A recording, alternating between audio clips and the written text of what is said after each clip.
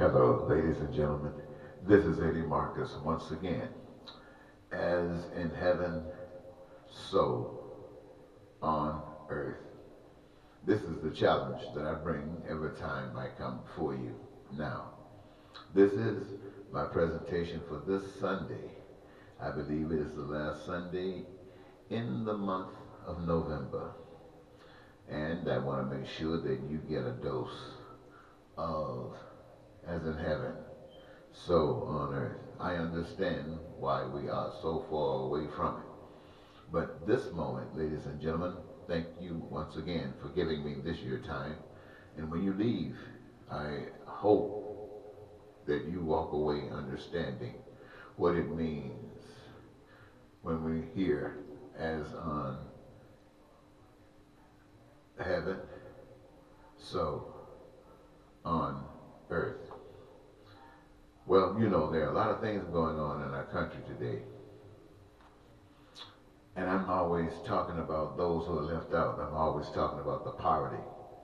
But just the other day, we had a witness of Black Friday.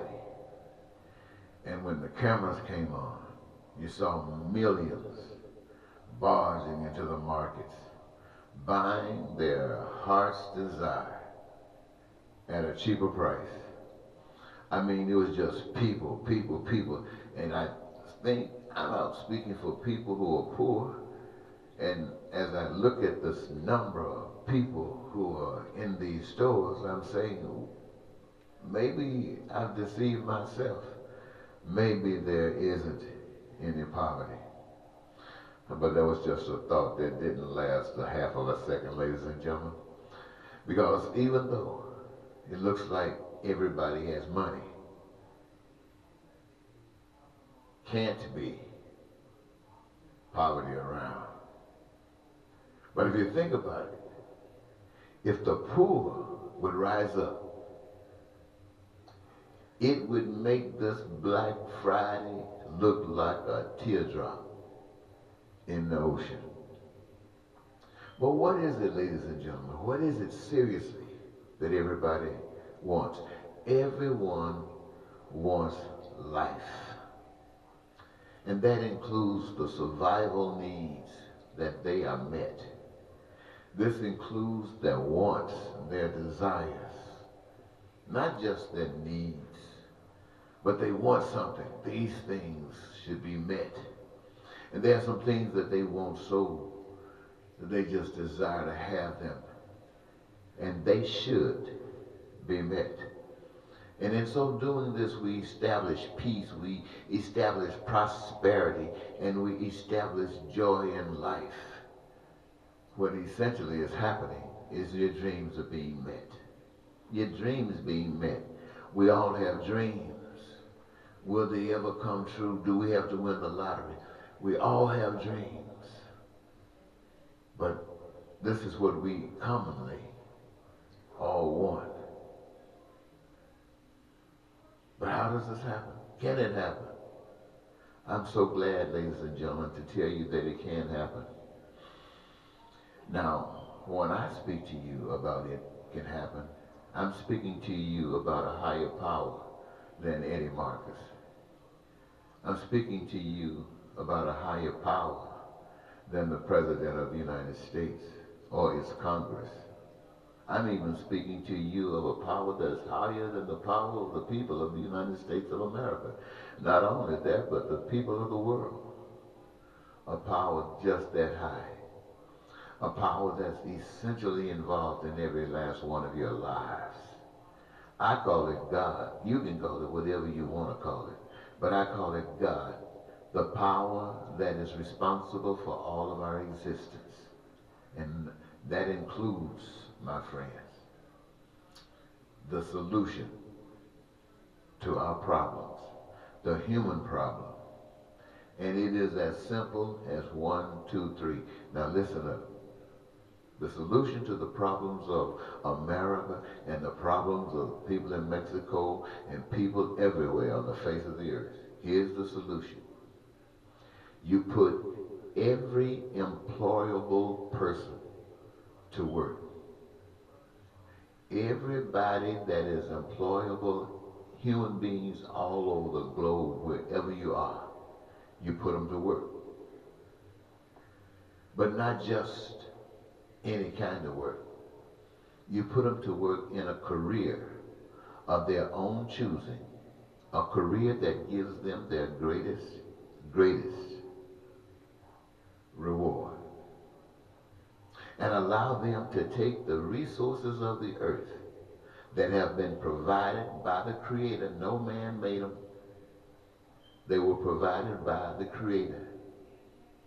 And you take these resources and produce enough goods, produce enough services to meet not only the needs, not only the wants, but the desires of every human on earth, never ever running out.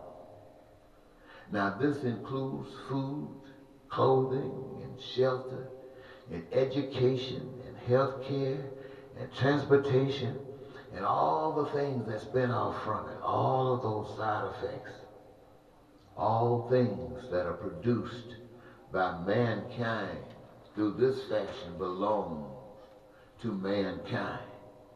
So all the resources, the goods and services of the earth that each of you engage your gifts and talents in the production thereof belongs to you. It's like your bank, your reservoir, that you go to it whenever you need something, whenever you want something, whenever you desire something. It's there. And you know what, ladies and gentlemen? Nothing cost a penny. All of your education was free, because the education was provided by those who would have it no other way but having the opportunity to educate. And the same thing for health care, the same thing for housing, the same thing for food and clothing, the same thing for transportation, the same thing when you start dealing with getting out of space. Everything is the people giving back to one another. It's a gift from one another to one another. That's God's way. That's the heavenly way, ladies and gentlemen. That is the divine heavenly way for peace, prosperity, and happiness in life. The fulfillment of your dreams. Oh, but that is not the only way. But I want you to know, and this is totally different than what we got through talking about. There we were talking about as in heaven, so on earth. But now I want to tell you about here on earth. All of the systems, all of these other systems, they exist on its ability to divide the people. All other systems on human earth, they exist on its ability to divide the people, to convince some that they are more important than others, that they deserve more and the best than others. So out of that, some must have control over others, and they do that by rules and regulations and policies and laws. They must control the resources as their own. They got to control the production and the distribution, the labor and the wages, and yes, the money. Their main bait, the money, because nothing is free. Now what that means is that some enjoy life and others struggle. I'm sure you're familiar with that. Crime and violence, lying and cheating and hatred and racism and bigotry and terrorism and killing and war, all of these things, my friends, this is the description of the world's socialistic governments, of its communistic governments, as well as its democratic capitalists and its dictatorial systems. all failures by men to offer some superior to others. And what we have is no justice, no peace. And this, my friends and ladies and gentlemen, is what you have put before you this day. What you have just heard me say is America. All around you, every day, all day, this is what America is. But I come to say to you today that yes, America is that, but we, the people, allowed that to exist. We didn't just start it. It was introduced to us, and our people before us were allowing it to happen, and now it just ended up with us. Now we can continue to allow it to go on as it has been going, and it's getting worse. You can tell. Most of us living today have never seen America in the situation that it is today, and the situation is being bragged as being the best that it has ever been. But you and I, and we the people, we know better than that. But we also have the opportunity to end it right here. We see evil before our very eyes. We see people stand up and say one thing to us, and then turn right around and say something different and swear that they didn't say the other. And we just have lies put before us, and we're saying, who do we choose? Whose lie do we choose today? We don't have to choose anyone's lies, ladies and gentlemen. We can become our own individual selves, designed by a power outside of ourselves, with the authority to be ourselves and to want for ourselves the best, to desire for ourselves the best, and see ourselves free from anything that would prevent us from having that which we need, want, and desire. And the first thing we will recognize is that we do have the right for that to be experienced in your individual life. And as you can see it for you, you will never be able to see that happening for you when it is not happening for someone else. Because anything that destroys anything else will destroy you. And you recognize it, you lived it. And so you protect one another. This is divine. Each of you know that the resources came from God, not from anybody whose name is on it. I don't care who got their name on the oil wells, who got their names on the steel mills, I don't care whose name is on it. It's from God. And who is it for? The human race. We are living in different places in the world to read those things that are there wherever we are. Reproduce, cause it to be manifest so that it can be shared with people all over the world. That we can all be grateful and say there is a God. And we live for that God of justice. We live for it.